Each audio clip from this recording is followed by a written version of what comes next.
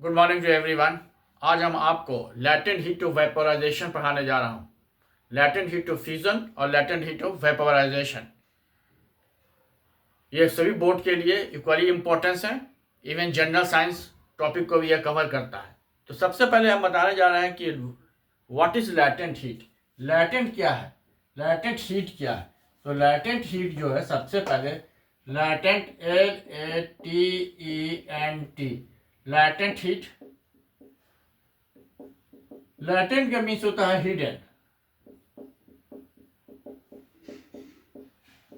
छुपा हुआ।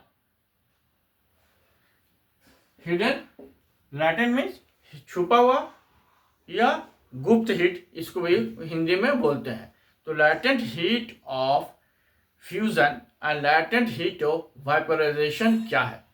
तो सबसे पहले हम आपको इसमें बताना जा रहे हैं कि अगर हम आइस को लेते हैं, अगर हम एक बीकर जैसे ले लिए, एक बीकर ले लिए, ये बीकर है, बीकर में आइस ले लिए। ये मान लिया कि -5 डिग्री सेल्सियस पर है आइस। एक बीकर ले लिए, बीकर में आइस ले लिए, -5 डिग्री सेल्सियस पर है। इसमें एक थर्मोमीटर डाल दिए, इसमें एक थर्मोमीटर डाल दिए, लगा दिए। तो क्या हम ऑब्जर्व करते हैं, जैसे अब आपको इसमें बताने जा रहा हूं कि देखिए, ये समझिए कि हमारा एक बीकर है, इसमें आइस डाल दिए, आइस डाल दिए। मान लिया कि आइस -5 डिग्री सेल्सियस पर था। अब क्या करेंगे, इसमें एक थर्मोमीटर लगा देंगे।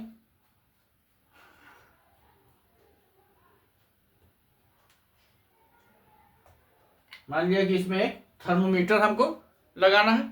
तो एक थर्मोमीटर, हम मान लिया कि एक थर्मोमीटर है ये, इसमें एक थर्मोमीटर ऐसे डाल दिए, एक थर्मोमीटर लगा दिए। तो क्या हम ऑब्जर्व करते हैं, जब इसमें टेम्परेचर देते हैं, जब इसमें टेम्परेचर देते हैं तो हम ऑब्जर्व करते हैं कि टेम्परेचर जो है -5 डिग्री से 0 डिग्री तक आने में बढ़ता है। उसके बाद जो टेम्परेचर हमारा है वो नहीं बढ़ने लगता है। अब इसी को हम बताने जा रहे हैं कि टेम्परेचर जाता कहाँ है। ये जैसे हमारा एक बीकर हो गया, बीकर में आइस ले लिए, ये -5 डिग्री सेल्सियस पर है, इसमें एक थर्मोमीटर लगा दिए और इसको हीट देना शुरू किए। जब हीट देना शुरू करते हैं तो -5 से 0 डिग्री तक टेम्परेचर इंक्रीज होता है। उसके बाद टेम्परेचर इंक्रीज नहीं होता है। तो टेम्परेचर जाता कहाँ है, अब इसको हम एक्सप्लेन करने जा रहा हूँ। देखिए, ये हमारा बीकर था, बीकर में हमने आइस ले लिया, ये -5 डिग्री सेल्सियस पर था। तो फिर हम जब इसको हीट देने लगे,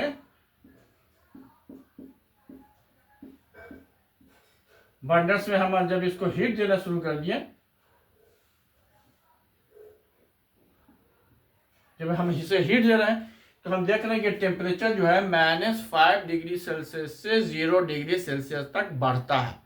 उसके बाद हमारा पूरा आइस जो है वो वेपर में कन्वर्ट होने, पूरा आइस जो है हमारा वो लिक्विड में कन्वर्ट होने लगता है, मगर हमारा टेम्परेचर नहीं बढ़ता है। फिर से सुनिए, इसमें हम आइस लिए, एक बीकर में आइस लिए, टेम्परेचर दिए, हीट किए, आइस -5 डिग्री सेल्सियस पर है, इसमें थर्मामीटर लगा दिए।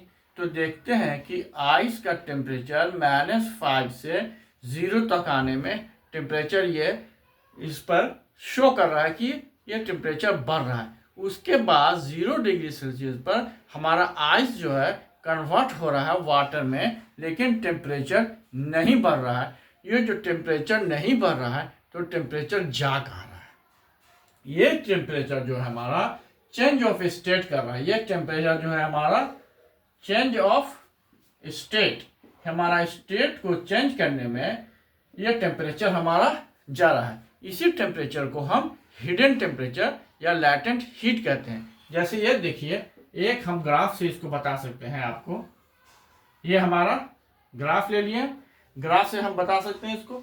यहाँ पर हमने टेम्परेचर ले लिया, ये यहाँ से -5 था, ये 0 डिग्री सेल्सियस, 100 डिग्री सेल्सियस।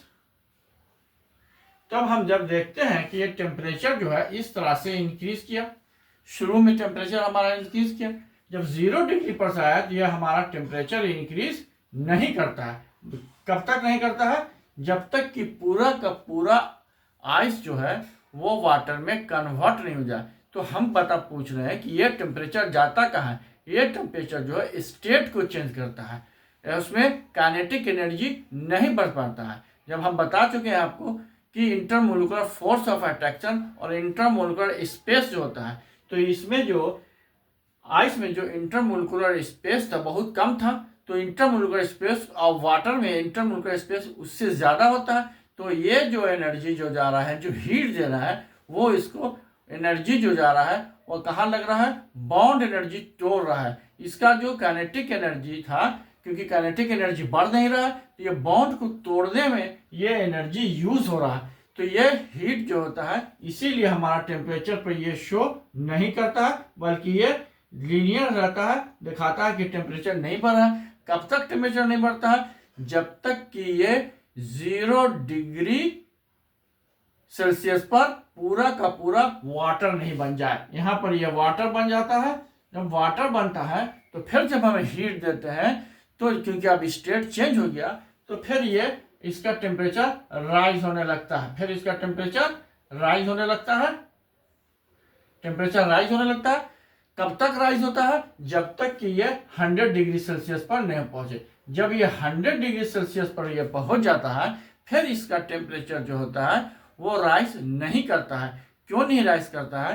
कि 100 डिग्री सेल्सियस पर ये कन्वर्ट करने लगता है, फिर ये वेपर में कन्वर्ट करने लगता है।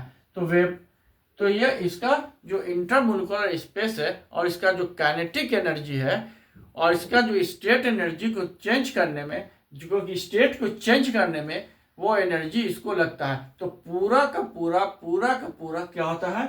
जो हमारा वाटर से आइस जब तक ये वाटर वेपर बनता है तब तक इसका टेम्परेचर इंक्रीज नहीं करता है।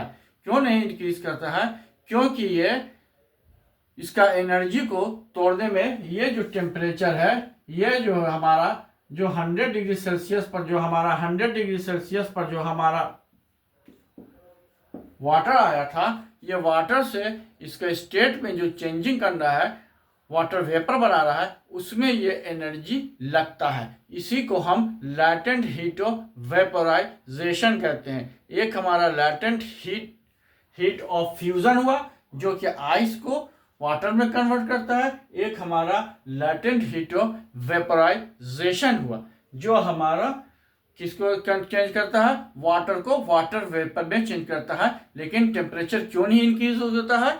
क्योंकि वो स्टेट को चेंज करता है। स्टेट मतलब अगर आइस अब लेते हैं तो आइस को किस चीज में चेंज करता है? आइस को किस चीज में चेंज करता है?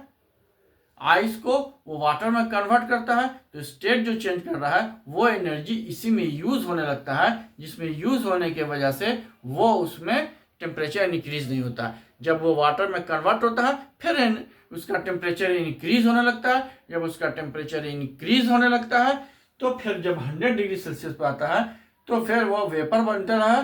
फिर वहाँ पर इसका जो 100 डिग्री सेल्सियस से उसको हीट देते रहते हैं, लेकिन वो नहीं बनता क्योंकि वो स्टेट को चेंज करने में, वाटर से वाटर वेपर बनाने में, स्टेट को चेंज करने में वो एनर्जी यूज होता है। इसको हम लैटेंट हीट ऑफ वेपराइजेशन कहते हैं। ये हमारा लैटेंट हीट ऑफ फ्यूजन हो गया। यह हमारा लैटेंट हीट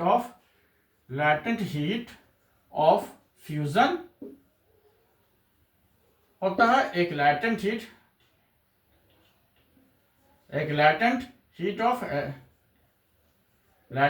ऑफ वेपराइजेशन होता है।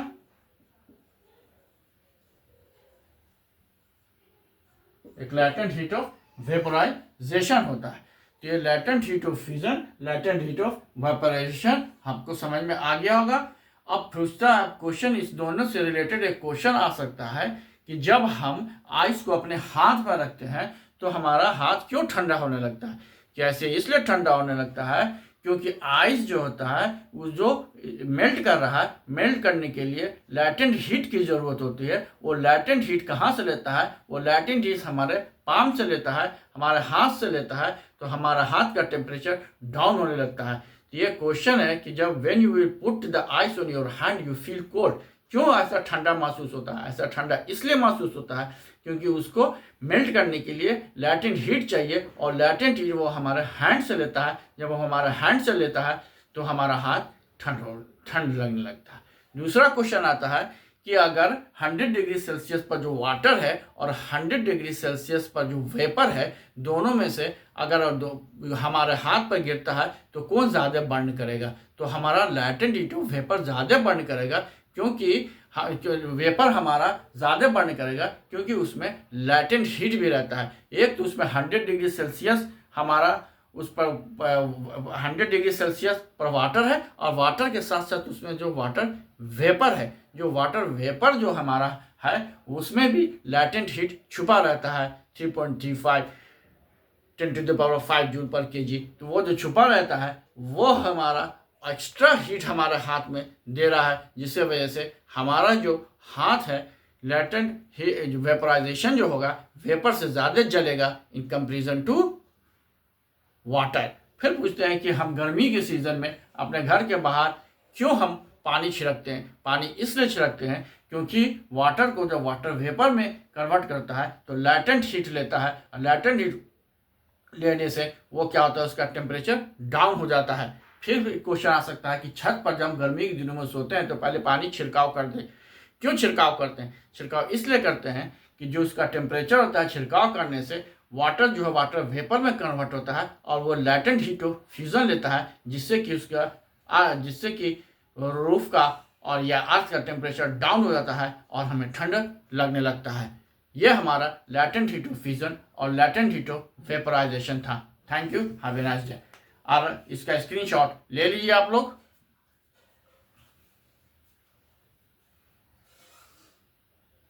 I think you have taken the screenshot. अब किसी को कहीं पर प्रॉब्लम होगा तो 2 से 3 बार इसको देख लीजिए और कमेंट में कमेंट कीजिए, then I will resolve your problem in the next class. Thank you.